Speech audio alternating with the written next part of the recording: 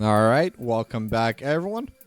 I think I'm mostly set up here, but we're done with Division B West. Now it's time to move forward with 30 seconds to Mosh versus really aggro Ghoul elites from Division E. Now, obviously not going to look at the standings because standings are spoilers, but we do have the map picks. Now, I'm not sure who picks what map. I don't have access to that, but it doesn't really matter, does it? Do you really care? But Sky Foundry and Cursed Hollow going to get banned by 30 seconds to Mosh. And Rage going to ban out Battlefield of Eternity and Brax's Holdout. And for the first map, we're actually going right back to Towers of Doom. Hope you enjoyed your stay, because we're there for another night. Well, with that, we're going to get started right away. Since it's a replay, there's no draft and none of that. No nonsense. We're just heading right into the game. So now, prepare yourself for battle. And then, heroes. There we go. But let's take a look over at these drafts, all right? And what do we have? We have Diablo, Junkrat Kelthus, Leoric, and Deckard Kane for 30 seconds to Mosh. And then on the side of really aggro elites, we have the Garrosh, Vala, Rhaegar, Sonya, and a Tracer, actually. Okay, so the Tracer is pretty interesting. Going to be played by Nemesis. I'm still going to pronounce that Nemesis. Nemesis is going to be way too hard for me. That's how I decide how it's supposed to be pronounced. As Born to Shine, thank you very much with a tier 1 subscription. Welcome to the, I was going to say the Honey Badgers, but I guess I was just looking over the Honey Bees over at the Togepi channel. Now Honey Badger looking forward. Farfanugan able to get the Shadow Charge into the wall. But it looks like with that, Rage is still going to be able to get their first move into the mid lane. And this time it is going to be the Hungering Arrow build coming out from the Vala. So will be a lot more burst damage, single target burst damage. I should specify as Honey Badger looking for Hunter X, able to get the Wrecking Ball into the backline. Concussion Mine not going to be able to get him back out of safety, and that's going to be first blood going over to Rage. As now both sides gonna start grouping forward. The recall gonna come through from Nemesis. Could have been in a bad spot. Farfanugan could definitely have picked them off there. But now Born to Shine gets thrown into the backline, but so does Honey Badger, able to heal back up a little bit off of Farfanugan. But the little health potions are still gonna be dropping, and Born to Shine will be okay. Now with that, Hunter X and Born to Shine, they're gonna get started on their siege camp. That's gonna get mashed on the right side by really aggro Ghoul elites, so both sides are in a pretty good spot to do that. As Raka gifting the tier 1 sub. Thank you very much for the gifted sub, Raka. And welcome to the replay stream for today. And that does start the hype train for those of you who care about that. If you want those emotes, go for it. If you don't, then don't. I don't. It's up to you. I'm not your coach. But either way, Hunter X playing forward is able to get a couple of hits onto Nemesis. But looking at the draft, I actually think this is a fantastic game for Tracer. Now, this isn't the easiest map to play it on, but it's definitely going to be very powerful, and they don't have a lot of things that can really deal with it. Living Bomb is the only real consistent DPS they can land, as well as just the basic autos coming out from Hunter X, but they're slow. They don't deal too much damage. Nemesis should be able to deal with both of those. And Raka gigantifying the 30 seconds to Mosh logo. So thanks for that as well. But both sides still pressing into this bot lane. It's going to be going pretty evenly for now. But the captain able to get the push going as Honey Badger will get the Wrecking Ball into the Groundbreaker. The captain getting burst down a little bit. Lagwagon also looking for the play, but lots of healing coming out from Born to Shine. And Nemesis is actually the one that's getting taken out quite low here. The final grenade will get dashed away just in time, but actually a solo kill in the mid lane as Urban Punk able to take down Rocco. Oh my, that must have been a close fight. 30 HP left. Such is that Sonya and Leoric matchup. Honestly, it's one of my favorite matchups to watch, but unfortunately there was a team fight happening over in the bot lane, so we did miss it.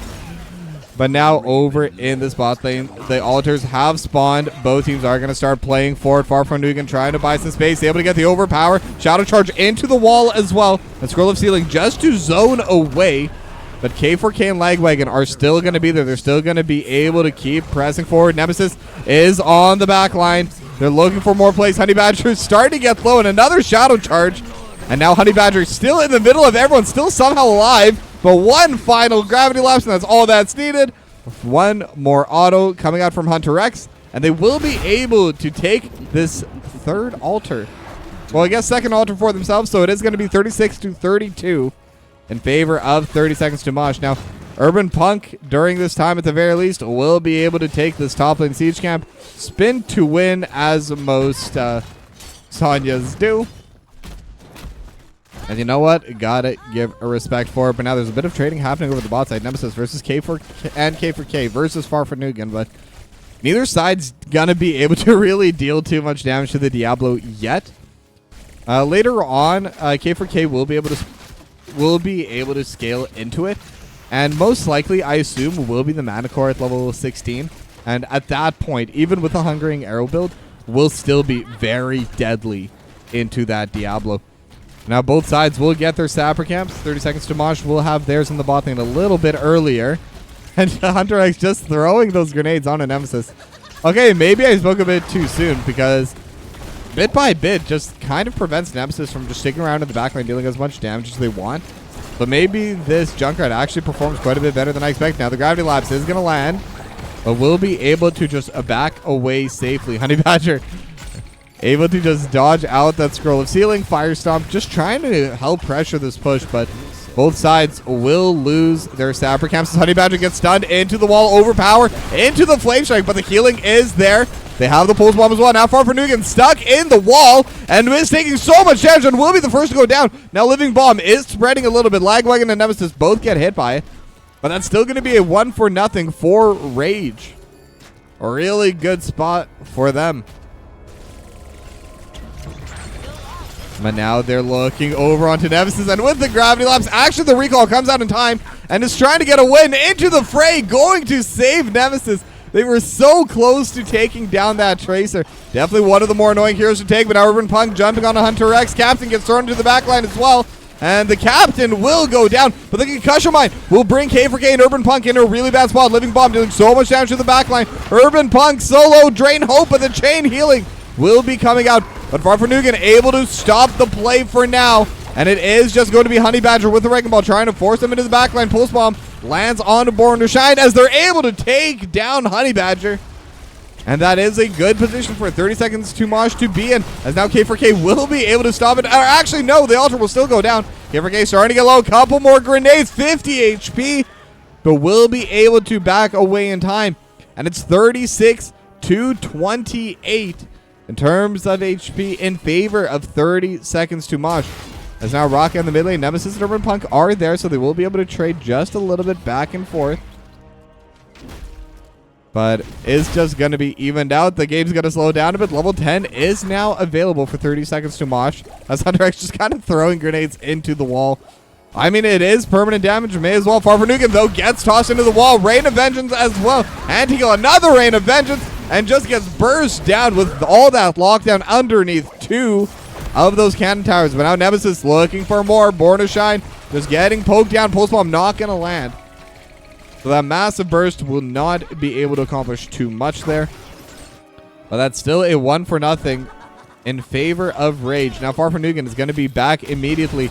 Had those souls as Honey Badger going to get stuck into the wall. And now the Lightning Breath onto everyone in the back line. Leap, and Born to Shine gets thrown at the same time. Honey Badger will be the first to go. Urban Punk starting to get low, stunned into the wall. It's going to be a 2-for-0 for now. But the fight's still going. Born to Shine is starting to get low, but Nemesis will go down. Born to Shine lives at 30 HP, and that will be the rest of the fight. 3-for-0 in terms of 30 Seconds to Mosh. They're able to secure their own Sapper Cap, and now they can start looking towards this other Sapper Cap. And they should be able to steal this away. Rage, they're down 3 members. None of them are able to get there anytime soon. But can they get these Sapper Camps pushed in? This would be a massive moment for them. Farfanugan, it could have been in a bad spot, but the Sapper Camp will at least land onto those top cannon towers. And now they still have their own pushing in. Could finish off this wall entirely. But now Farfanugan will get canceled for now. Won't be able to take them. And now the entire team just jumping onto this Diablo. They're trying to keep him alive. And the Lornado buying a little bit of space, but won't be enough. As now, Honey Badger in a bad spot, but the Ancestor Healing is there. The leap lands on a Hunter X, and Hunter X trying to get the rocket ride, but not going to be there in time. They did get the bottom altar in favor of 30 seconds to Mosh, but it will get traded for this other pseudo bottom lane one, the bot mid one. I need to come up with a name for that one. But either way, it's a 2-for-0 for Rage, as they do get an even trade on the altars. They're still down 8 points overall, and they're still down half level, but they have a push brewing here, and they're able to pull the captain back, and with the pulse bomb, not even needed actually, but Lagwagon could have been in a bad spot, but into the fray from Honey Badger, going to be able to keep them alive. As now they're continuing forward, they could go for another wave. Without the captain there, there's a lot less wave clear on 30 seconds to Mosh. Hunter X is pretty decent, but may as well be mid. There's only 4 spawns. You know what? I should just call them mid. I think you're right. The Honey Badger gonna get the charge onto Farfanugan. And now Lornado buying a little space and actually going to be able to pull back Honey Badger even further. And the Lightning Breath with the damage. Gonna come out on top. 30 seconds to Mosh. Gonna trade back the tanks. Well, I say trade back the tanks, but it was actually the captain that went down last, wasn't it? But they will be able to take down Honey Badger. At the very least, will be able to avenge the captain. As now Raka could be getting jumped upon. Urban Punk and Nemesis both up here. But Raka, they're going to be using the Spirit. But it could be the best spot. Leap lands as well. But Captain looking for the immediate trade. And they have Urban Punk, so it's going to be the 1-for-1. But Raka will be able to respawn faster with that trade. As Nemesis just trying to run away. Regrets those decisions. And K4K and Lagwagon, in the meanwhile, they are pushing down the bot lane. And now this middle altar gonna be spawning now. As I need to just get into the habit of calling it that, but the Shadow Charge on to K4K with the overpower into the gravity labs. Lornado buying so much space, and Border Shine is getting jumped upon by Nemesis, but not gonna be enough pressure as Raka will respawn as well. So it's 4v5, but they're looking towards Honey Badger. Just the Shadow Charge, not gonna use the overpower.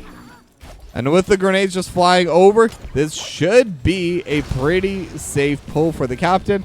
We'll be able to channel that, and that's going to make it 32-20.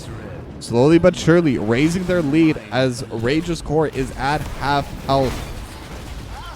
Now the siege camp gonna go down, gonna get stolen again. And now they also have the traps onto Honey Badger. Lornado, Concussion Mine will be cleansed by Honey Badger. That won't be used there, but with that, they will be able to clear away at least 2 of the siege camps, and it looks like Nemesis, with the help of the minions, will be able to clear away the 3rd. So this time, it's not going to land, but again, that's still stolen experience. Let's go in the way of 30 seconds to Mosh, and it's also stolen lane pressure. But the Sappers on the top side, Urban Punk going to finish off the top lane wall. So that's going to be a good positioning. As Urban Punk once again just trying to jump onto Raka, preventing Raka from getting that juicy soak in the top lane. Oh, look at all those minions. Whenever there's that massive wave, on one hand it sucks that it groups together, but it feels so good to get that massive soak in the end. I call it the Frankie Zam altar. What? I feel like I'm missing a reference there. But now the captain gonna get wrecking balled into the backline. But now they're looking towards Honey Badger. The Unstoppable is there, but the Lornado, and with the Scroll of Sealing, Honey Badger still trying to play in the backline. Ancestor Healing is there. The captain gonna get hit by the Groundbreaker as well. And Honey Badger still playing forward. Nemesis is in the backline looking at the captain. But the spells are there. The K4K will be able to get that kill. And now Nemesis still looking for Farfanugan. Border Shine gets thrown into the backline. And that's gonna be the old man in a terrible spot. Groundbreaker will land as well. And it will be a 2-for-0 in favor of Rage. Scroll of Sealing will land on it 2, but not in time to save the healer. Born to Shine not going to be able to make it this time around. Now the bot lane is going to get pushed out, and it's 3 altars. And having a 2-for-0 as the 3 altar spawn, definitely not optimal. Concussion Mine is up and ready. Overpowered just going to be used for Farfanugan to get into a good spot. No reference, only Rocket. Yeah, fair enough. But now they're still just constantly trading on a Honey Badger, and K4K starting to get low. Hunter X dealing so much damage to this backline. But in the meanwhile, this top altar will get stolen, the top left one, by Rage. So it's 28-20. They're in a good spot. But now the team is approaching Farfanugan. Could be in a bad spot, but Captain's here as well. And they have the Snap Trap on a K4K. And with the Pyro Blast, will be able to take down the Vala. So it's 1-for-1 for now. Gravity Lapse as well on Urban Punk. Same with the Flame Strike and the Living Bomb. Radiant half HP. Another combo. As the captain actually trading really well into the Sonya. But it's still going to be 2 altars going the way of Rage as the captain getting low by Irvin Punk. The leap was used, but not enough damage. Lagwagon getting slow by the Drain Hope, but the totem will almost save, but Raka has more than enough damage in the end with that Drain Hope. Irvin Punk, 20 HP, and the last little tick of the Lightning Breath. Gonna be able to get that kill, and it's a 3-0 for 30 seconds to Mosh. And again, the Saber Camp, they're just gonna be able to steal it. Rage miss what this Sapper Camp tastes like. They miss what that push feels like. They're just getting all of them. As now the push in the bot lane is going to be coming through. Now Honey Badger at the very least will be able to stop the Sapper Camp. But they should still be able to get a solid push here onto this fort. And with the Flame Strike with Hunter X, they're going to have a lot of damage to clear away these minions. Now the Concussion Mine on Hunter X with the trap as well. Do they have enough damage for it? The Unstoppable is there. Rain of Vengeance also just to help buy a little bit of space. But it's so hard because no one on their team, besides maybe Hunter X, can really DPS onto these structures. And even Hunter X can safely do it, but the damage isn't super high on the Junkrat. But they do have their own siege camp available, and Rage, they want to play forward. They have the leap, but the traps, the Concussion Mine, going to bring everyone in. Lornado buying space, and now they have the Rocket Ride, going to land onto Lagwagon. Not going to be able to finish her off, though, as Board of Shine will be the first to go down. Make that second. The captain's also gone. Raka's in the back line as well, looking for the Drain Hope on the Lagwagon. Will use that Wraithwalk to get to safety as Nemesis is going to get pushed into the back line, but with the recall, will be in a safe spot. So it's a 3-0. But at least, I'm not even sure what happened to the Sappers. I'm pretty sure. Okay, yeah, it did go over to 30 seconds to Mosh. So at least they got that going. But the altars are spawning in 20 seconds. It's going to be 5v2 on the map. So Rage could very well tie up the game, but they're actually looking for the boss. Raka is going to be there, going to be scouting it out. The Entomb is still available, but not going to be able to respawn in time. They were able to absolutely shred that boss, actually. I was surprised. I thought that would take longer. Now the Fire Stomp going to be used to just dismount everyone. And Hunter X trying to buy a little bit of time with those grenades as Lagwagon will get canceled on it. Now the Concussion Mine is there with the positioning. One well placed, one will land onto Lagwagon as Hunter X just having a lot of fun with this, but slowly starting to get low. But so are a lot of the members of Rage as well. But with the chain healing, they will be fine. They will get the altar, and they're going to be able to get the lead with this final altar because they were able to take the boss. It is going to be 16-12. However, because they're all on the top side, 30 seconds to Mosh, they can definitely start getting their push in the bot lane. Born to Shine, Captain, and Hunter X already on it. They are looking for this bell tower, but Rage, they're looking for Raka, and they could try trading it onto the top side. As now a lot of members here. Raka could be in a bad spot, and with a pulse bomb will be taken down. But now the question is, which side matters more? And for the most part, it is going to be the bot lane. They have 2 siege camps compared to the one in the top side. So that could be quite a bit more damage landing into the core. Now the first Sapper Camp will be gone. And the next altar also in this bot lane will definitely be a better positioning for 30 seconds to Mosh, with both these bell towers being in their favor.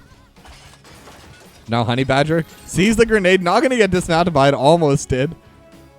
Oh, those Junkrat grenades are so annoying sometimes, as they are going to be thrown down. Nemesis and Honey Badger both going to get dismounted. Honey Badger just trying to get in the way, but with the installment, not going to get Shadow Charge into the wall. The Concussion Mine is there, and Lagwagon is the one that gets thrown into the back line. But with the balls, the level 20s there for both teams. Farfanugan actually going to be the first one to go down. Nemesis is going to get healed by the Ancestor healing, so we'll be okay. But Honey Badger starting to get a little bit low. The grenade still landing from Hunter X, trying to get that pressure, but they're not able to do it. Honey Badger looking for Hunter X. Will be able to get the Wrecking Ball into the Groundbreaker, and Hunter X will go down with the leap from Urban Punk. So will be the 1-0. Farfanugan, use the souls, will be back in the play shortly, but it's still a good position for Rage. They're going to be able to retake their bell tower, and just as the altar is going to be spawning. Now at the very least, 30 seconds to Mosh will be able to take the Sapper Camp, so they won't lose everything on the map. But it will definitely be difficult trying to hold on to this one. Now, Urban Punk looking forward, jumping on a Farfanugan. As Honey Badger looking for the play. Not going to be able to get the Wrecking Ball. Lornado just being used to buy some space. But Farfanugan, again, just trying to press forward with that Fire Stomp. Looking for that stun. Nemesis. Actually, the Wrecking Ball not going to be able to pull anyone else back. And now they have the Entomb. They're looking on a Honey Badger. And the Flame Strike going to deal so much damage. Urban Punk going to follow as well. But the altar was taken by Rage. And the Pyroblast going forward towards Nemesis will be full HP with the shield, just running it out. And the recall still loses around 80% of the HP, but obviously going to get healed very fast. Living Bomb gets thrown onto the bell tower, but the Sapper Camps will help this push as they have the stun onto Nemesis, but will be able to just dash away. Lightning Breath over in the backline, just trying to burn down Nemesis, and will be able to with the help of the captain. So they're going to be able to get the 3-0 on the map. They will retake this bottom bell tower. And now they could start looking for something else on the map. They have a wave over in the mid lane, and they have a siege camp spawning in 5 seconds in this bottom right. Now the bell tower over in this top left, definitely not going to be going down for 30 seconds to Mosh anytime soon. But it looks like their job right now, their strategy, they know that the next 2 altars are spawning on the bot side. They just want to make sure to have full control of this bottom half of the map. And if they're able to maintain it, they could definitely still come back into the game. But obviously, Rage, they're not just going to let that happen. They're going to start competing for it. Honey Badger is back up. Still waiting for Nemesis. 20 seconds on that. But the Sapper Camp is pushing now. That could be 3 extra damage. Now the trap may land on the Honey Badger. Honey Badger just kind of pulling it around. Concussion Mine as well. Trying to buy a little bit of space, but won't be able to yet. Scroll of Sealing gets thrown out. Lornado as well. Just trying to zone them away. And now they have the silence. They have the healer caught into it. And that will be a kill as Honey Badger starting to get decently low. Pyroblast will land, but with this spell armor, Honey Badger will be okay. That's still going to be a 1-0. And I believe they did get 1 or 2 snipers. It was hard to tell. There's a lot going on during that fight. But Born to Shine going to be able to clear the one on the bot side. As Nemesis is going to recall away the last little bit of damage coming out from the captain. But that's still going to be 2 altars going down in favor of 30 seconds to Mosh. It's 4-5 now. Honey Badger, low HP, but able to throw Hunter X. The Rocket Ride not going to be able to come out in time. They're still looking for a Honey Badger. Just needs a little bit more damage. Lightning Breath coming through, but the spell armor's too high. Just needs a little more damage. Born to Shine trying to get that whack and will be able to finish it off, but far from Nugan. Will get traded in the backline. Captain getting jumped by Nemesis as well, but the Gravity Lapse will land with the Flame Strike. Now Lornado will be coming through, but the recall will be able to heal back most of the damage, and the boss is back up. It is 4v3 on the map for a little bit. The captain looking forward, trying to find a play. Main Urban Punk has the Ancient Spear, lands onto the back line, but they will trade the front line for it. K4K will go down for the captain. And it gets scary. Both teams, they're so close to going down. It's 3v3 on the map. No DPS is available for 30 seconds to Mosh, though. But no tank available for Rage. And now they're looking for Urban Punk. Going to get a few trades here. They have the stun into the wall. Nemesis still trying to deal damage over in the backline as the Ancestral Healing will come out. Raka going to be in a very good spot. Pulse Bomb landing as well. And Raka will get finished off. Now the leap will take down Deckard Cain. And it's just going to be far from Nugan left alive. However, Hunter X has respawned. But the boss is being started. Rage, if they take this boss, they win. Now Raka with the Drain Hope trying to respawn as quickly as possible. Farfo Nugan is ready. Hunter X is ready. Lots of damage being dealt. Urban Punk could be in a bad spot. And with the Rocket Ride will be traded. And actually Farfo Nugan will take down another one and will steal the boss. It's 4-1 now left. Farfo Nugan still trying to stay alive, and they don't have the damage. Because Lagwagon is the healer. Hunter X is back. Lightning Breath over the backline, but not going to be able to get the kill. Raka will be respawning soon. And it's 1 altar. Whoever gets it next will be able to win the game. Whoever gets this wins. As the captain could be in a bad spot. K4K looking for the backline as well. Honey Badger with the Living Bomb. Rain of Vengeance will land. Captain will go down, but traded for the healer. They're going to trade for K4K. And now it's just Honey Badger left alive, but there's nowhere for them to go. Hunter X will get the last little bit of damage, and 30 seconds to Mosh. They were able to bring it back. I can see why this game was requested. That's an absolutely insane way for the game to end. Oh my god. Oh, that was a really, really close game. I believe it was Xterx who requested this. Let me double check. I asked people to. Yeah, it was Xterx. So if there's. Oh, you did? Oh, for real? Are you? You are Xterx. I legitimately in my life and never connected those two dots, but you do have the same picture, so I guess that does make sense. But Let's take a look at the stats, but I see why I requested this. This is an absolutely insane game. I mean, so much damage from both these two teams. I mean, Hunter X on the Junkrat. That last rocket ride. Okay, I'm sorry. Let's see. How do I bring this back? Because, I mean... Okay, I need to watch a replay of this fight. Is that possible to do? Whoa. I've never tried doing this before. We're doing something no one's ever done in the past. Hey, Vorial deserves it. I believe it was here. Or was it a bit later on? I think it was a bit later.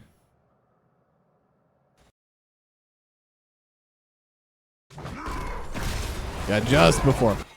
Sorry, I just have to watch this play again. This play was absolutely nutty. But yeah, there. I mean, I want to see how much damage Hunter X was able to do, because it was partially the rocket ride finishing off Urban Punk, and then just those extra little grenades that spawn afterward, just bursting down Nemesis. Oh wow, that really was something. Having rewinds awesome for cast? Yeah, it definitely is. I mean, I definitely would never do this on a live cast, just because the way we have it work here is the casts are based around the players rather than around the production. Do not disappoint. So if the players need to go, the players have their own timers, and frankly, I think it does make a lot of sense, because quite a few of the players, they have families, they're staying up late at night to do this. It's just something for fun. It doesn't make sense to force them to wait, but when we're in situations like this, when I can just have fun with the replays, that's where I can start throwing out, seeing those big plays. But wow, what a game, number one. Yeah, let me have another sip of tea and then we'll get started on the next one, because I lost my voice, especially at the end of that last little fight.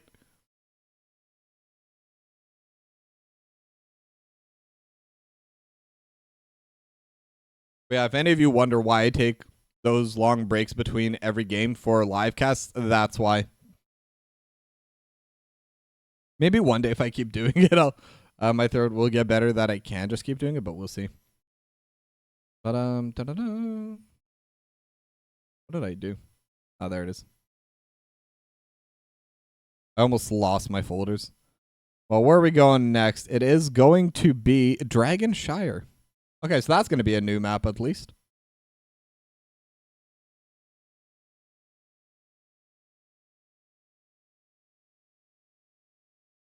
You're getting yelled at for not picking up the healing pot.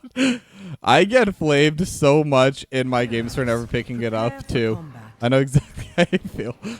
I mean, it definitely worked out. You won the game. That's what matters, right? In my opinion, the only analysis worth doing is results-based analysis. So even if you make 20 mistakes, but the other team makes 21, that means those 20 mistakes won you the game. That's how I've always looked at it. My competitive teams always hated it.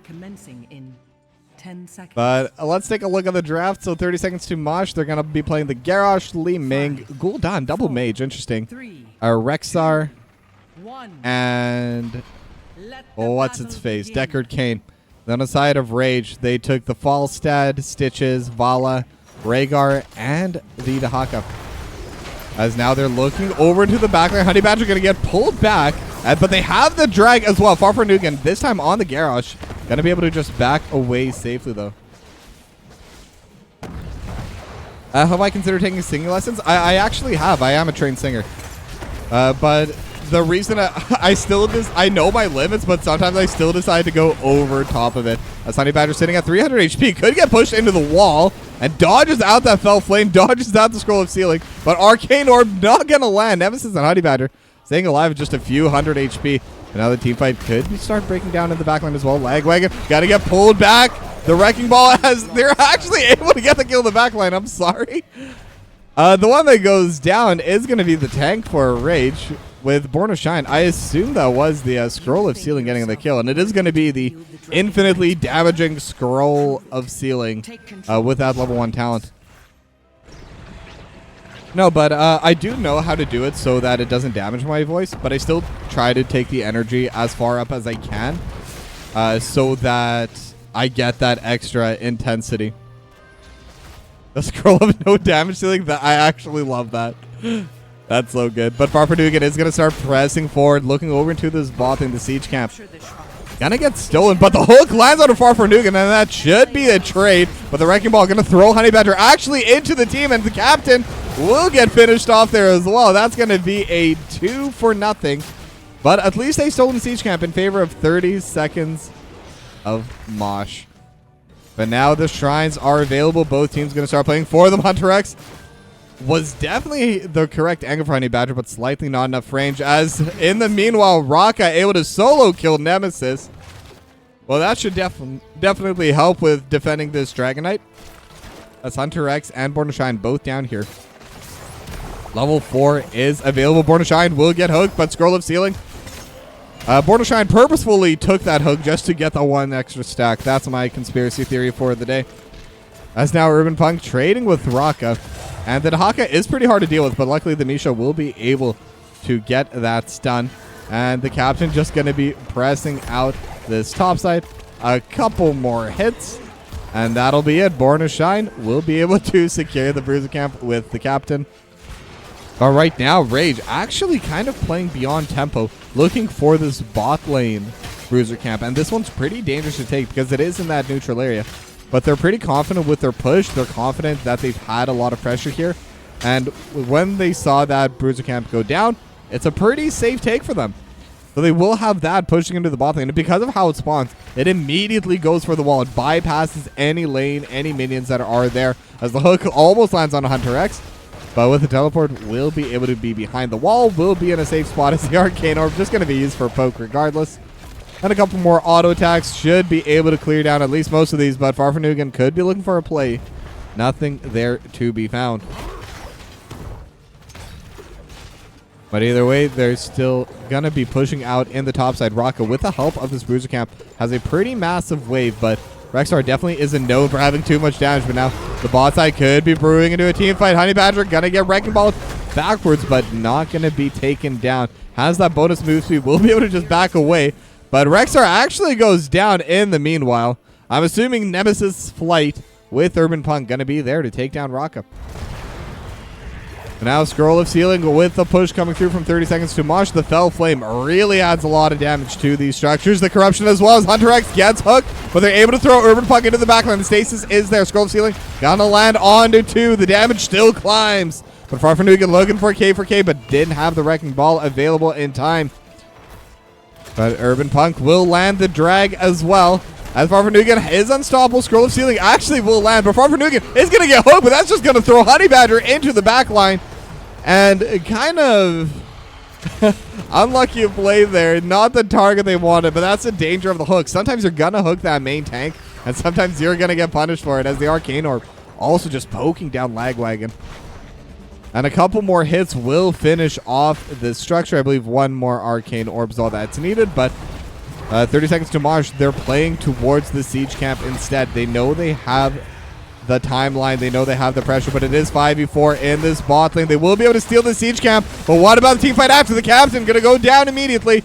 And now Scroll of Sealing will land, but just onto the Honey Badger. How many can they get away? And actually, they were able to take 3 out. And we'll steal the camp, and Raka will also take the Dragon Knight. So, yeah, I take it back. 30 seconds to Mosh. They definitely went out on that play. And now they're going to get started onto this mid lane wall. Now, it is still an early Dragon Knight, so it's not going to be able to deal too much damage. And that's definitely never ideal. But now Raka is just kind of full face tanking. Just knows that they just want to take down the wall. And with that, they will be in a good spot. Just going to boot Nemesis away as the last thing that Dragon Knight will do. And I respect that immensely.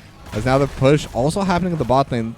The wall was finished off. And pretty good damage onto this fort, as well as K4K will tank one for the fort instead. But I don't think I brought this up yet, but it is the Hungering Arrow build coming out from K4K this time around as well. As the captain just dealing damage over to these siege camps. And with the Drain Life, should be able to heal up and finish off the last one. Just needs a couple more hits. And that'll be that. Now level 10 is going to be there for 30 seconds to Mosh, but very close in XP. So Rage should be able to match that shortly. And there it is.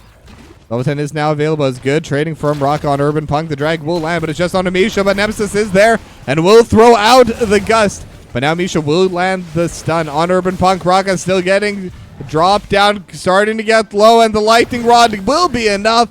Last little bit of damage as Nemesis also gets low, but the flight getting used to really good value there on the top side by Rage. Now the push is still going to be coming through the hook, just going to be landing onto that siege camp just to get it down even faster. But Farfanugan is in a pretty aggressive spot. Could be in a interesting space here. And yes, lightning chickens are always super mean.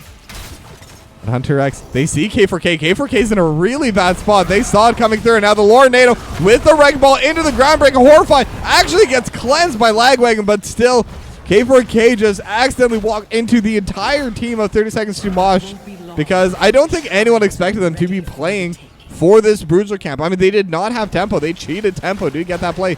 Now Misha is getting a little bit low with the drag. Urban Punk will be able to get that, as well as this top lane fort. That 2v1 top lane definitely starting to get a bit annoying, but Honey Badger gets knocked into the back line. Scroll of Ceiling knock. Actually will be able to catch it on the corner, but with that extra little bit of healing from the Ancestral Heal from Lagwagon, Honey Badger will be able to walk it out as Nemesis flies in, and with the gust will be able to defend for now as Urban Punk also down here to help defend. 5 members strong. The hook not going to be able to land on the Hunter X. Will cancel that disintegrate early, and with the teleport will be in a safe spot. As now they're going to start pressing forward. It is 4v5. Honey Badger actually going to be able to get the Gorge. And now things get dangerous. The Unstoppable is there. Not going to be able to follow up with any kind of play. Scroll of Ceiling is there. Lands onto 2. Lornado just splitting up the fight. And now they're able to get the Dahaka over into the backline as the Disintegrate and the Arcane Orb. So much damage landing onto Urban Punk.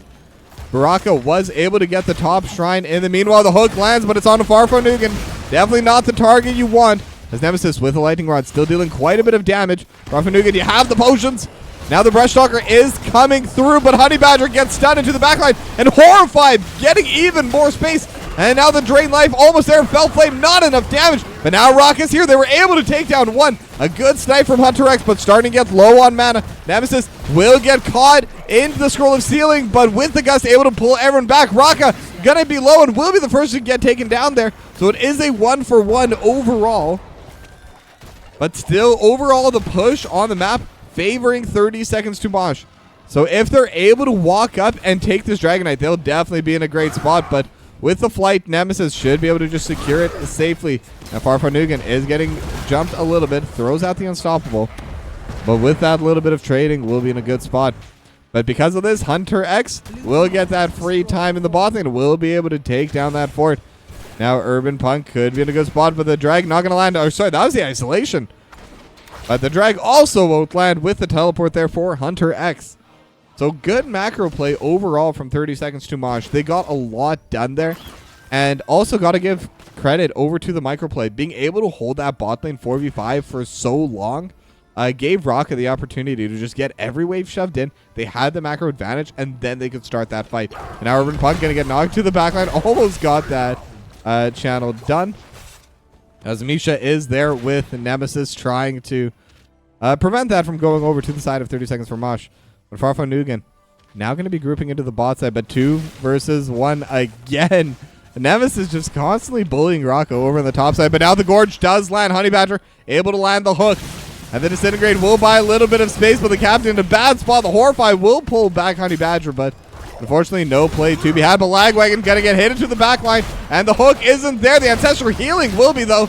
The Arcane Orb just dealing damage over to everyone, and Farfanugan could be in a bad spot. The drag will land, and Farfanugan trying to walk up to the potion, but with the entire team around them, there's nowhere to go. It's going to be a 2-for-0 in favor of Rage. Well, I totally forgot to credit the win in that last game. Give me one moment. I just realized the whole time it's been 0-0. But yeah, 30 Seconds to Mosh. Currently up 1-0. But now Honey Badger walking forward. They're all just trying to group up onto this structure. And now the Scroll of Ceiling already at 16 stacks. So it's going to reduce the armor now. So that's going to be a very, very big thing to have in their in their arsenal for their burst, because Hunter X has a lot of burst. Throwing down another 10% of the armor, it's pretty big news. But now in the meanwhile, in the top side, it's gonna be Raka versus Urban Punk. Just gonna be trading back and forth, but Rexar should win this overall. A couple trades, a couple more autos. And Urban Punk just runs away. So it is going to be Urban Punk actually starting at pretty low. Rocket just able to chase it down. But Nemesis is here, the lightning chicken, as Rocket called it. Will get the gust underneath the tower, and we'll be able to trade back and forth. Oh, Nemesis just trying to prevent Rocket from enjoying the game of Heroes of the Storm.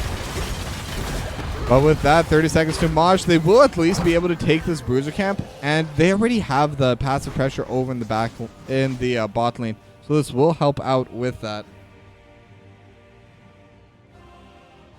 But now the hook from Honey Badger almost going to land.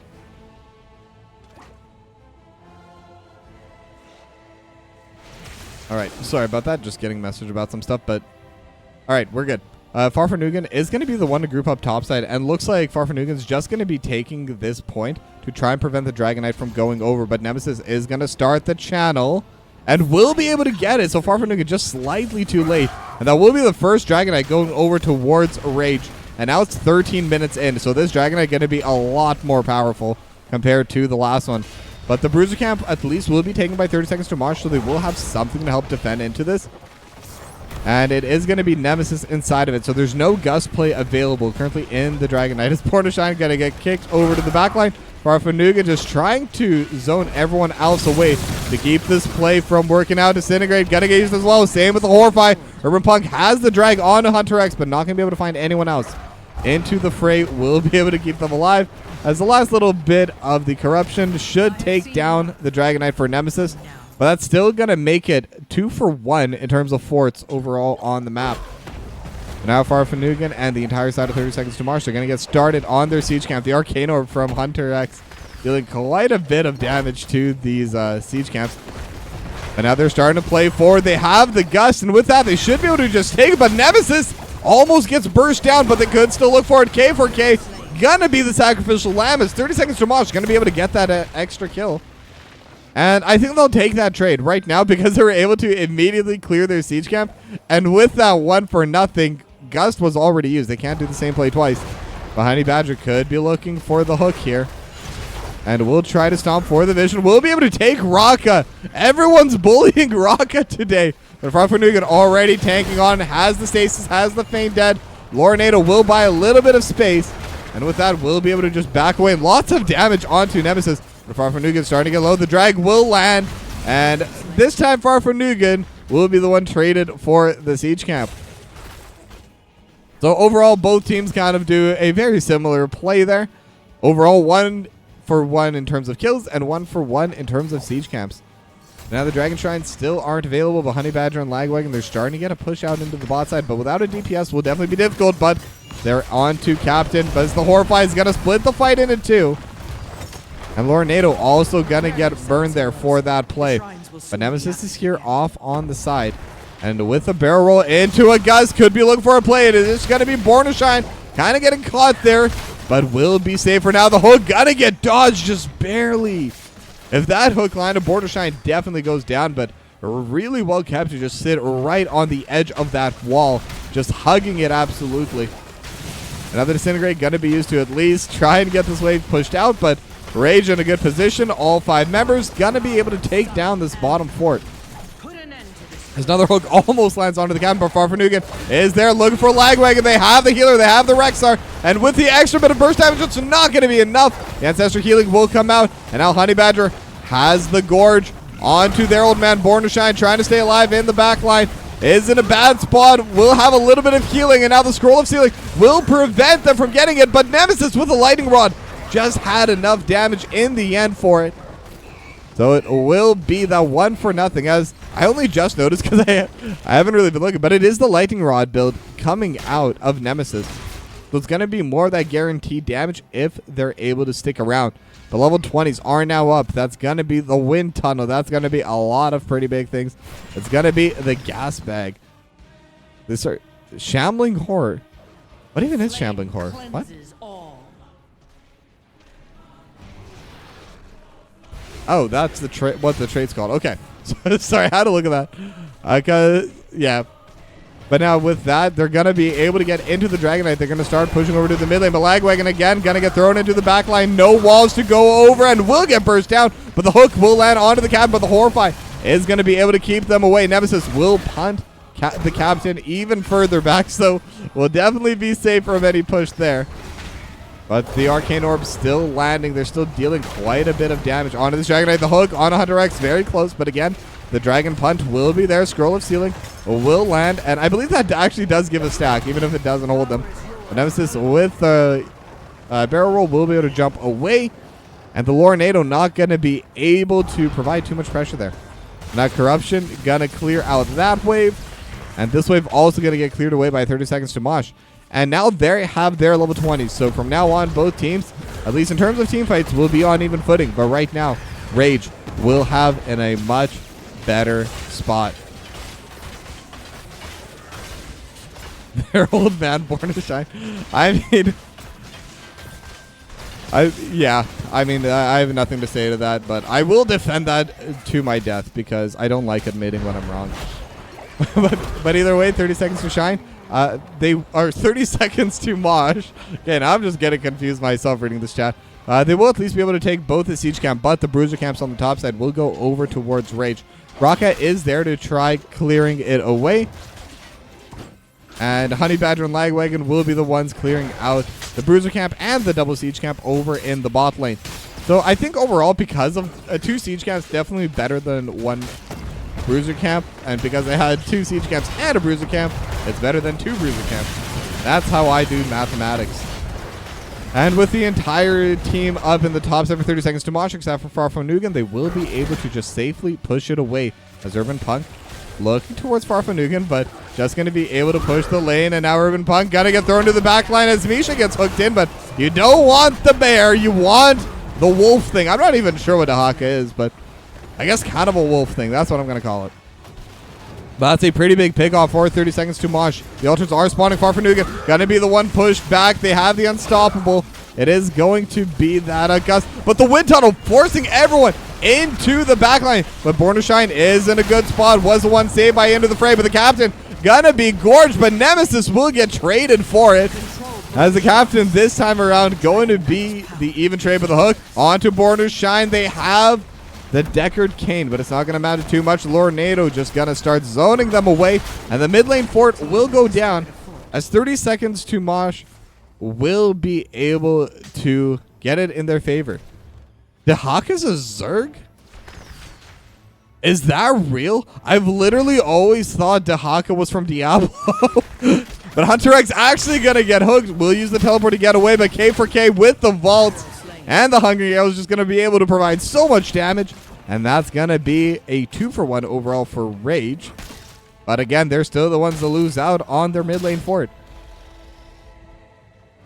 I'm literally trying to see this, and I do not see how this is a Zerg. I don't even know. But there's a bit of fighting happening over in the mid lane. Farfanugan could be in a bad spot, will get tossed, and will get stunned up. So much damage. Those Hungering Arrows have stacked up quite a bit, but the health potions are there. Farfanugan looking for the play, but Honey Badger in the meanwhile will be able to get the Gorge, and Born to Shine is the one that gets pulled back, but without any DPSs, Born to Shine should be okay. But Nemesis is here, has the Wind Tunnel as well, as Born to Shine, Farfanugan into the fray, trying to keep Born to Shine alive, and in the meanwhile, the Dahaka goes down, so it's another 1-for-1. Horrify has already been cast. Lagwagon getting slowed down in the Corruption, doing quite a bit of damage, but not going to be enough to get that final hit. And Lagwagon will have the Ancestral Healing, will be in a good spot, and the Dragon Knight will get taken. Farfanugan versus the Dragon Knight, and the entire side of Rage trying to buy a little bit of time, but only so much they can do. If they got that potion, they actually could have held quite a bit of time. I do need to check out that skin. I genuinely have never known that that was a Zerg. Like, never in my life. I could have sworn that was a Diablo character. But now the Dragon Knight is going to be pushing into the mid lane. It is 4v3 on the map. But with the Fell Flame, with the Corruption from the Captain, and the Arcane Orbs, they have both their main mages. So this Dragon Knight shouldn't last for too much longer. It's going to be difficult if they want to try to end, and I don't think they'll have the angle for that as the hook almost landing onto Araka. But not going to be able to in the end. They are pinging onto the siege camp, and they'll be in a very good position to start taking it. One more hit, and they will be able to secure it for themselves. And with the mid lane keep gone, the pressure that 30 seconds to Mosh finally managed to get back in their favor after they took the mid lane fort. Gonna be returned to Rage. And they're not done yet. They're still looking for this bot lane as well. They have the siege camp, but they don't have any minions tanking for them. As K4K taking a good chunk of damage from that arcane orb. And Misha also there just trying to buy some space. Will get hit by the dragon. Poor Misha was too good for this world. But with that, they will be able to clear away at least the siege camp. So they will be given a little bit of extra time for now. And now the hook landing onto the captain. That is a good target. And now with the wind tunnel just going to prevent any kind of follow-up. Captain will go down.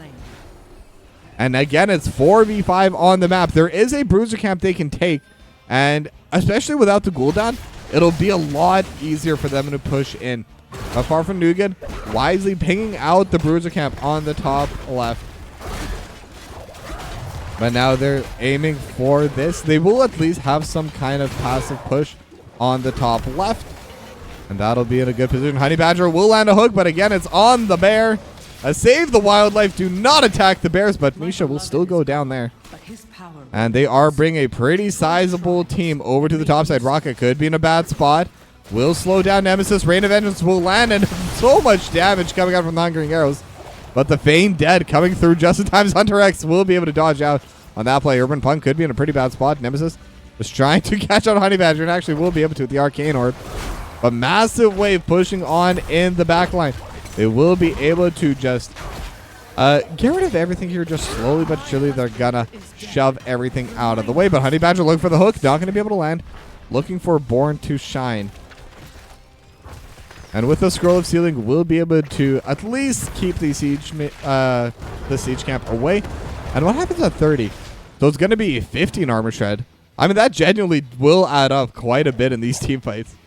It's going to be interesting to see when that Scroll of Sealing will land to that 30 mark. But the shrines are back up. Bottom one under control for 30 seconds to Mosh. Top one under control by Rage. As the Bruiser camp also gets finished off by Rage.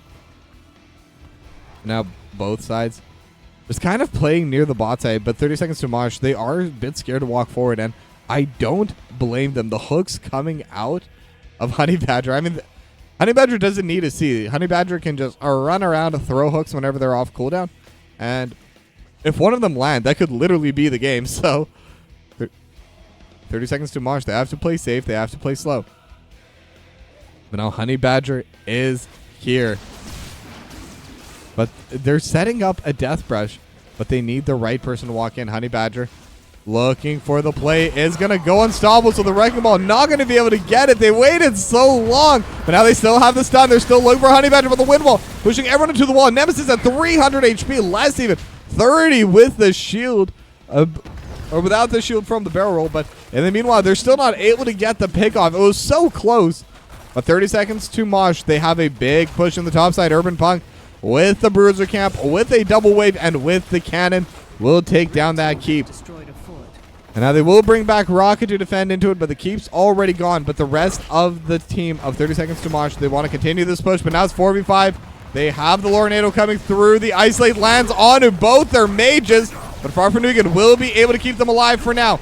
But how will the rest of this team fight go? Scroll of Sealing not going to land onto anyone. Farfanugan with the Horrify actually will be able to buy a little bit of time. The Disintegrate deals quite a bit of damage. Honey Badger also will be able to get the Gorge. Arcane Orb lands as well. Nemesis gets healed up as they have the stun. And oh my god, so much burst damage. The Arcane Orb almost enough to take down Nemesis, but the healing is gonna be there from Lagwagon. Now Urban Punk, so aiming for the backline, will land onto the captain, as the captain will also go down. It's a 2-for-0, as they'll definitely be able to get themselves this Dragon Knight. And I believe with that, they should be able to just end the game. But we'll see if that's what they decide to do. Now Nemesis, still not channeling. I'm not sure what happened there, but we'll get the Dragon Knight here in the end. But it does look like they're aiming for the end. Born to Shine going to get hit by the hook. A Scroll of Sealing not going to land onto anyone, just trying to stay alive with the potion. But actually, there's a really big team fight. Lornado buying a lot of space. The Isolate's there as well. And Urban Punk actually the first one to go down. And now they're trying to DPS onto the Dragon Knight, but it's still very healthy. Lornado will try and buy a little bit of space. But the Dragon Knight is strong. It is 26 minutes into the game. We'll start setting everything aflame, start setting everything afire, and the damage will be there. Rage will bring us to a game 3 against 30 seconds to Mosh. Yeah, that was a pretty close game again. This series has actually been nutty. I'm so excited to see what game 3 is going to look like now.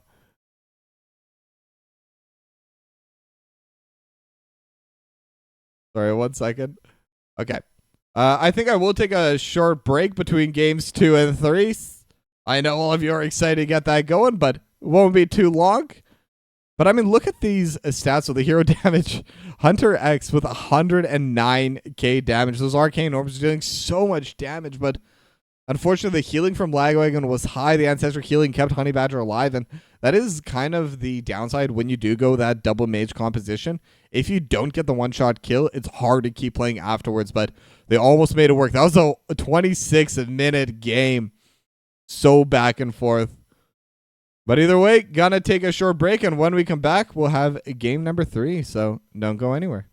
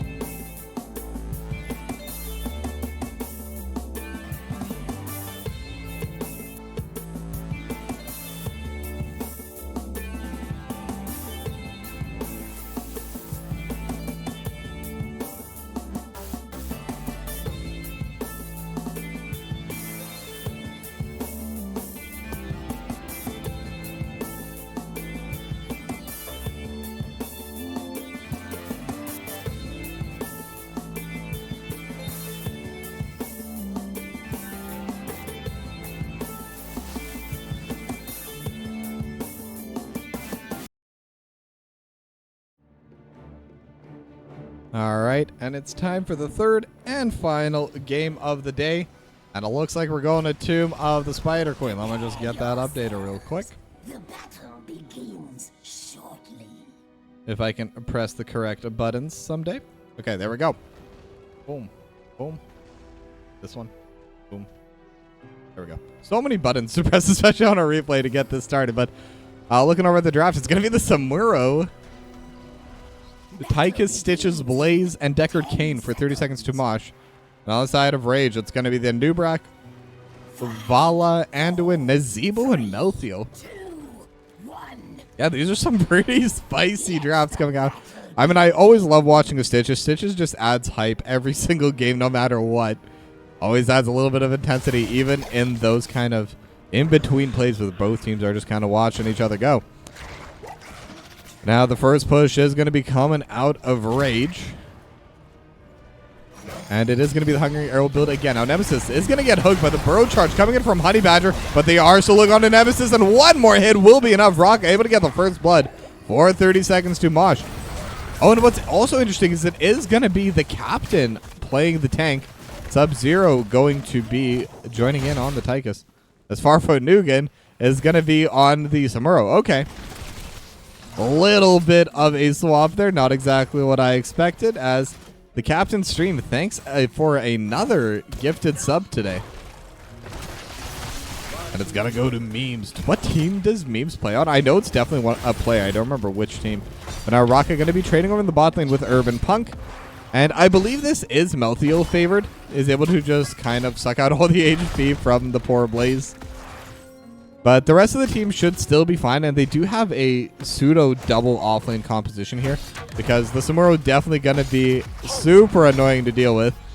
And between Rock and Farfanugan, they should definitely be able to win out. However, the rest of Rage is here. They're looking for the fight. Urban Punk could be in a bad spot, but the Burrow Charge lands on a 2. Farfanugan immediately goes down, and Raka, nowhere really to go, will follow as the Chastise will get the last hit.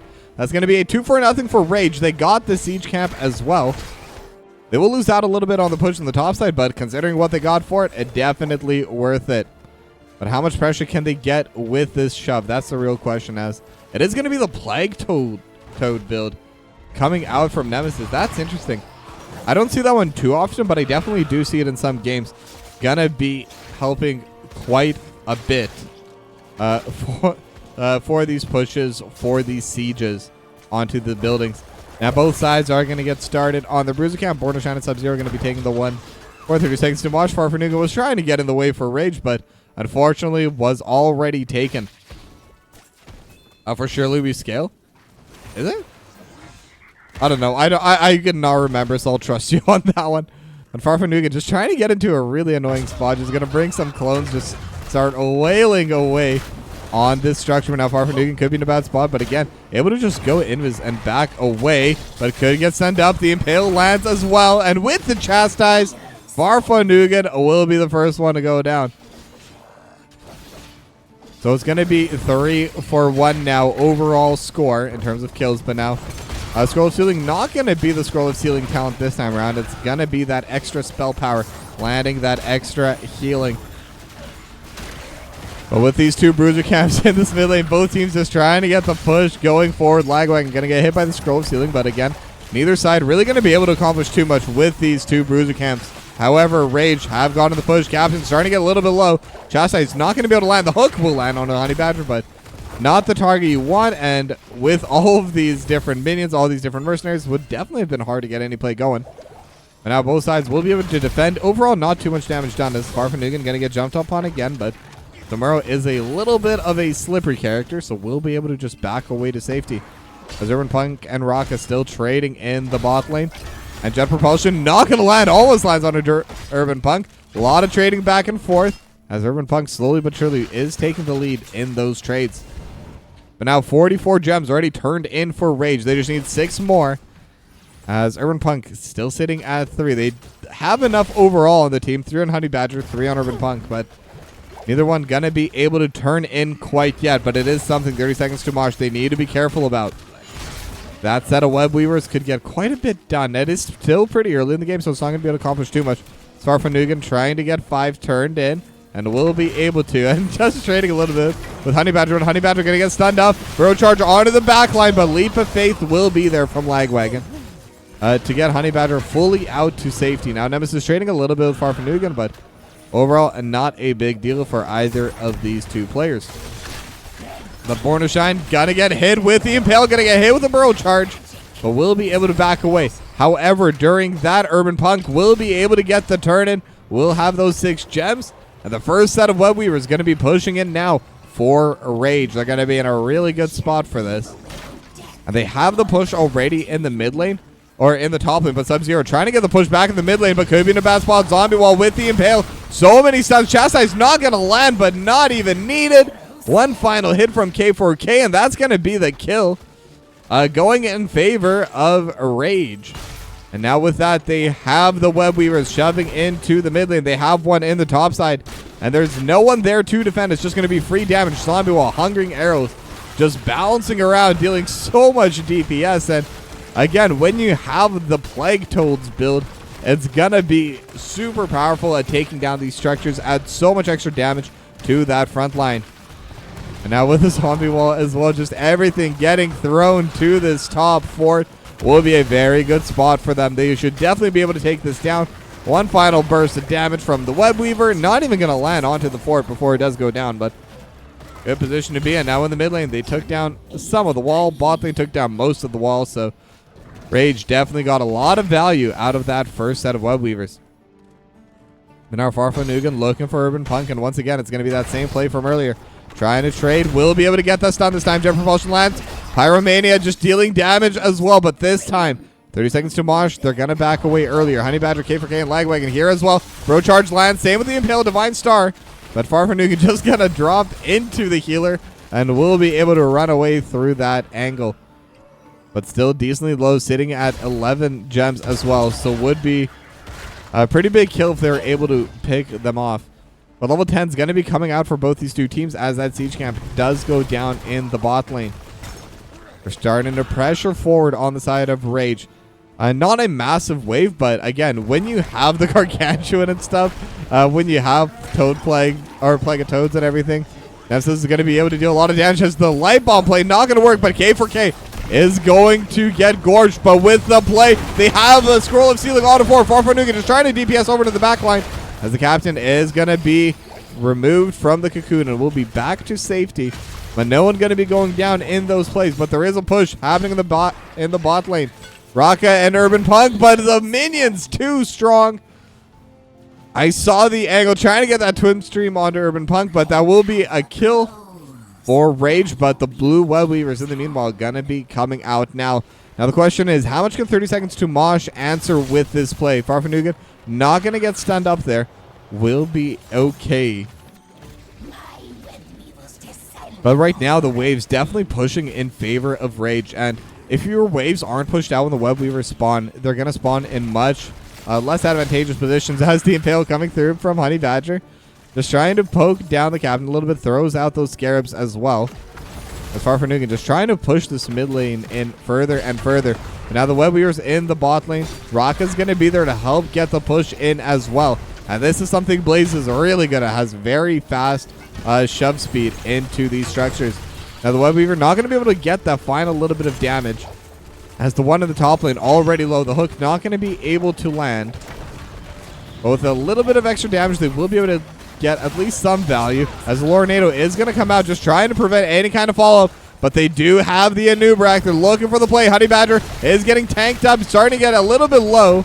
But not going to be able to get the kill. Now the Gargantuan dealing quite a bit of damage. But the Odin will come out. Sub-Zero looking for the backline. Looking to back away. Will throw out a couple of abilities. But again, neither side going to be able to get a kill here. But Urban Punk's just going to get in the way. Trying to prevent Raka from approaching the wave without trading back. But now will get the stun. Will get the twin stream as well. The captain's here. They have the slow, and the hook just gonna get sidestepped by Urban Punk. Very well played. And pulls down 4 members from 30 seconds to Mosh. Now Farfanugan gonna try and cancel some of these turn-ins, but it'll definitely be difficult. And currently holding on to 11 of the gems that they do have on their team. K4K gonna be able to get that turn-in as well. As Urban Punk with 18. I believe we'll still need 5 more. So both sides are really close to getting that next set of Web Weavers spawned in for themselves, but unfortunately it's not quite there yet. Good math. That's the first time I've ever done successful math on broadcast. It is so much harder than it seems. I'm not even kidding. But now Honey Badger will be able to get that turn, and Lornado not going to be there in time. Neither will Farfanugan. And with that, they're going to have their second push, and now they're looking for the play forward. They have the Cocoon on a board to shine, but will be able to get destroyed. Sub-Zero in a bad spot. Light Bomb not going to be able to land. Sub-Zero will have the dash just in time. But the bot lane fort is very low. This mid lane no longer has a wall. So this could be a very good moment for Rage to try and get those outer forts gone. And this is a pretty snowballing map. If you're able to get good control of the mid lane, the rest of the game becomes so much easier to play as Farfanugan. Getting jumped upon, will get hit by the Impale, but nothing else. Should be able to just walk it out. The Chastise is coming through. And the Rain of Vengeance also gonna go wide. Now the Captain, Farfanugan, and Born to Shine, they're all here. They should be able to clear out this Web Weaver. The Lornado just buying a bit more space. And this bottom Web Weaver should be able to finish off the fort. As Raka just trying to trade a little bit, just trying to finish off this final Web Weaver. But Urban Punk looking for the kill, just slowly but surely draining that HP. Last rites, and will be able to get the solo kill in the bot lane. Now teamfight Nemesis actually must have gotten gorged, but still in the back line. Farfanugan looking for the kill, just needs one more hit, and the stasis is there with the Blade Storm. The stasis will be gone soon, and the final slam coming out from the Captain will be enough to get the kill. Now the Gargantuan was definitely trying to buy some space, but unfortunately not going to be able to provide too much. It will be a 1-for-1 overall on the map, but each of those were two individual 1-for-nothing plays. And the bottom four does go down in favor of Rage. Now they don't have enough gems for turn-in, but the side of 30 Seconds to Mosh definitely does, and they're going to be able to throw them down immediately. But again, their waves not in a very good spot. They're not going to be able to get too much value early on unless they can push in with it. Odin is going to be up and around 25 seconds as well, which will definitely make it harder. The Bruiser camp in the mid lane, Siege camp in the bot lane will also delay these pushes from the Web Weavers. But one big thing for it is it's going to give time where the other side is not going to be pushing in. It'll help push the waves out. Now the Web Weaver in the mid lane going to immediately be spawn camped by Rage. They should be able to clear this one out pretty quickly. And the one on the top side will be given a little bit more time, but Farfanugan just trying to be a pain, prevent Nemesis from walking up. And with a couple of little trades, the Plague Toads dealing so much damage, by the way. That's why you go with that talent. But the Gorge already came through in the bot lane, but they're able to find Honey Badger. And with the extra little bit of DPS, not going to be enough. Lagwagon will be able to keep them alive. They'll get a little bit of damage to the bottom fort, but that's really it. But in this mid lane, this Bruiser camp actually pushing in. So 30 Seconds to Mosh in danger of losing their mid lane fort, despite being the ones with the Web Weavers. Now, they got a lot of damage over on the top side. They got most of the wall as Nemesis could be in danger. Will go into stasis. Honey Badger is here as well. K for K. Gonna be there soon, too. Farfanugan will just trade with one of the clones. And is going to try to build some time. But now the Captain's there. Gonna hook into the wall, unfortunately. But now Honey Badger could be walking up a little bit too far. And lots of trading going on. Lornado buys a little bit of space. But again, the Burrow charge at 200 HP. Going to be there in time. So Rage will be in a safe position to continue. And this mid lane fort so low. If they're able to get the push at all, and right now it does seem like they're going to be able to do it. As Omster, good call, 69 Toads on the Pandemic talent. But that 71 is going to be really big. It's going to reduce damage dealt. And, I mean, Nemesis is already going to be scaling really well with the Voodoo Ritual already at 151 stacks. Has a lot of HP. Lowering the damage up to 25% is massive. But now they already have the Gorge. But it is going to be on that Anubarak. Honey Badger in a bad spot, but the Light Bomb going to land on a Born to Shine. And now Jump Promotion to the back line, but they're going to be able to take down Honey Badger. And now Nemesis is standing alone in the front line, has the 70 stacks now, but with the entire team pushing down, the Leap of Faith has to be used. But back you go. Nemesis is going to get hooked right back in. The Captain able to get that second a little bit of a play. And now they're going to have the push, and they're pinging towards the boss. 30 Seconds to Mosh going to be there fast. Isn't it 1-2-1? Did I forget again? It is 100% 1-2-1. Okay, that should be good. I get distracted sometimes. But either way, they're on the boss. This is a good spot for them to be in. And Rage, unfortunately, they do not have 60 gems. They're going to try turning it in right now, but they need to find a gem somewhere. as Urban Punk will be able to get it up to 59. K4K will find the last gem and is booking it right back to get the turn in. But now with that, 30 seconds to Mosh, they're in a good spot. They could get some structures back as Farfanugan just trying to buy time, trying to prevent those turn-ins from happening. And because of that, 30 seconds to Mosh, they're going to get 55 of their own turned in. And now they could also start looking for this fort. The Toads, they're really big, they're really fat, going to really start pressuring into them. As the captain looking for the hook, Nemesis is going to be able to sidestep it. But the side of Rage is here. They got the cocoon onto Rocket Light Bomb as well. Onto the back and going to land onto 2. Born to Shine pulls out the Lornado, but in a bad spot. Will be able to heal up a little bit. Rocket trying to buy a little bit of space. And the Scroll of Sealing not going to be there in time. And unfortunately, it's going to be, or unfortunately for 30 seconds to Mosh, it will be a 1-0 in favor of Rage. But they could be looking. They're looking towards Farfanugan. Will get one hit, but again, it is a Samuro, definitely not the easiest target to hit. And with that, K4K will be able to hand in that 60th gem, or actually canceled by one of the minions. As now Farfanugan with the Blade Storm going to be able to cancel it. And the captain with Rocket. Oh, they won't have enough. They're still short too. So K4K will get the turn, but that's still going to be 55 gems overall. But look at this top lane. The boss just kept pushing during all that. As the captain could be in a bad spot, trying to walk it out the Impale. Gonna land, but it is onto their main tank. This could be an opportunity for a team fight. Jump Propulsion lands on it too. But without the healer, it is a bit dangerous to try and get that pushed in. As Farfanugan and the captain both going to try resetting there. But now this top web weaver shouldn't be able to get too much value. But this mid lane one, they already have a wave here. They already have a massive wave here.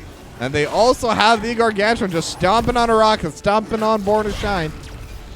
But with the Odin, especially with the Stim Pack, they should be able to clear it out quickly. Because now Nemesis just throwing Toads onto this bot lane wall as well. Should get some good value with that. Now the mid lane Web Weaver is gone. The bottom one's still there. Honey Badger gonna get hooked into the back line. They're gonna bring him all the way back. And Honey Badger in a bad spot. Jet Propulsion will land as well. That's gonna be 1-0. And now the Lagwagon trying to save Honey Badger. Not gonna be able to. Leap of Faith does not have that long a range. Now Nemesis getting hit as well by Farfanugan, but might be able to keep chasing. Actually, Zombie Wall will be able to prevent it with the Toads.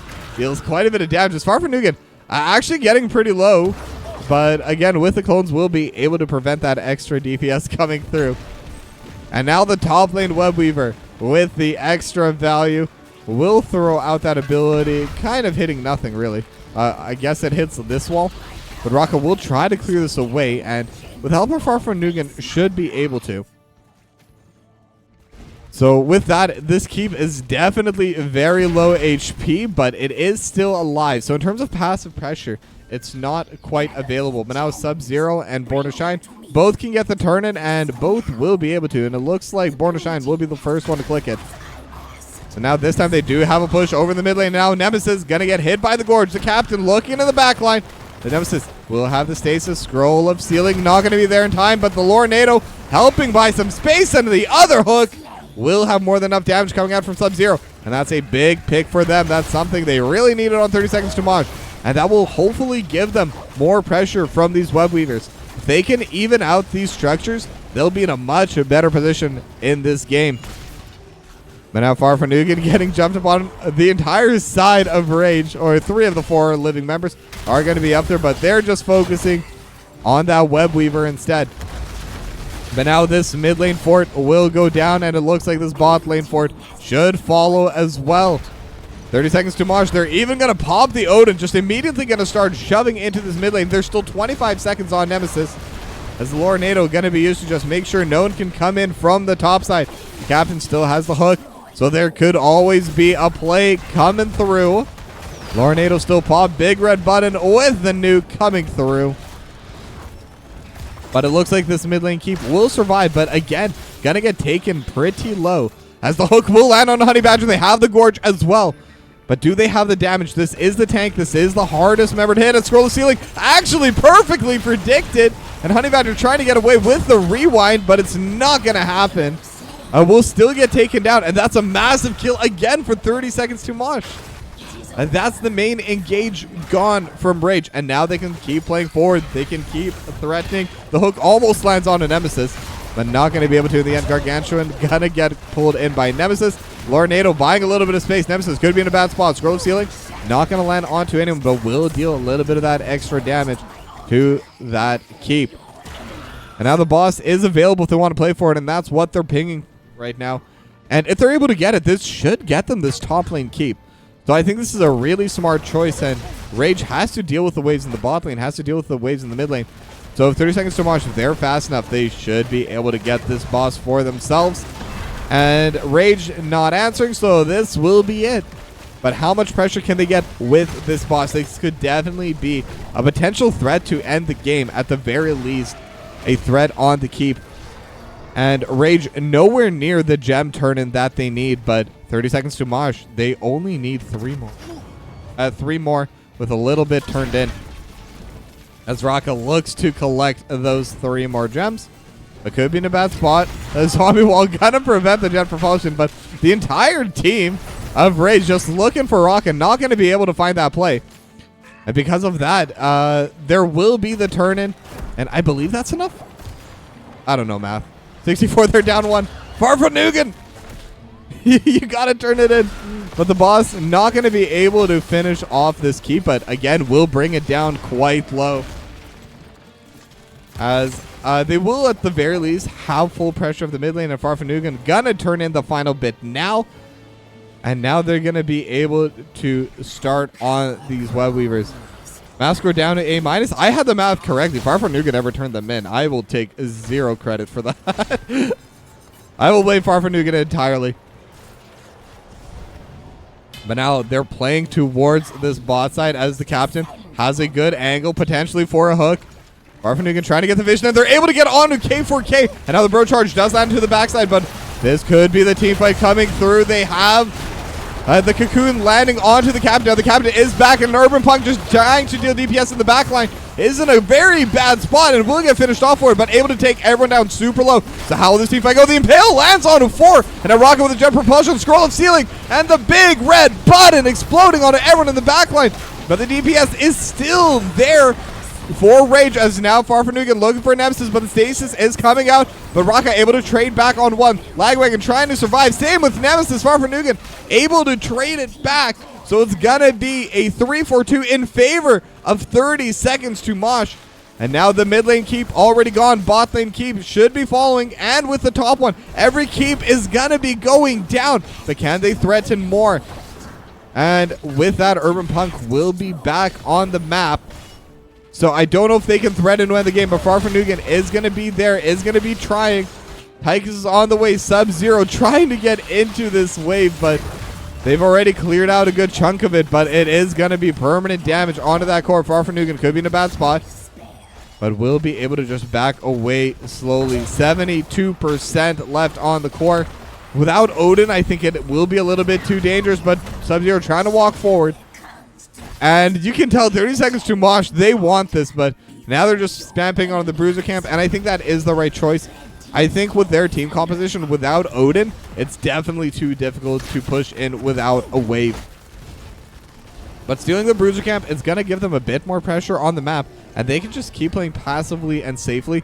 Boss is going to be up in 2 minutes. They have 3 pushing waves and 56% damage on the core. Now Farfanugan trying to backdoor it, but when Rage is in full turtle mode, it's definitely going to be difficult. But now the hook lands on Honey Badger. They have the Gorge as well. They have the slow Lornado trying to push everyone else away. Farfanugan aiming for Lagwagon on the backline, but they're already taking down Honey Badger as Urban Punk's in the middle of everyone. And with the Gargantuan as well, they're able to take down 1. But Lagwagon still alive on the backside. Farfanugan trying to take down the Anduin. As K4K looking for Raka. Will be stuck in the Oil Slick. Nemesis alone in the backline as well. But Born to Shine and Raka both low. Now they have the bonk coming in from Born to Shine. K4K is here as well. Nemesis down to a quarter HP. Farfanugan's got to be coming in with the Staff Bash. Will be able to get that kill. And now K4K still trying to pull back through. Lagwagon with the Chastise with the Leap of Faith will keep K4K alive. But again, it's a 3-for-1 trade in favor of 30 seconds to Mosh, and 1 hook could spell doom. but they're still in a very good spot to end the game. K4K needs to try and defend Lagwagon. They need to buy as much time as possible, but I don't think they're going to be able to do it. 30 seconds to Mosh. They did it. They've come out on top, and they win the series 2-1.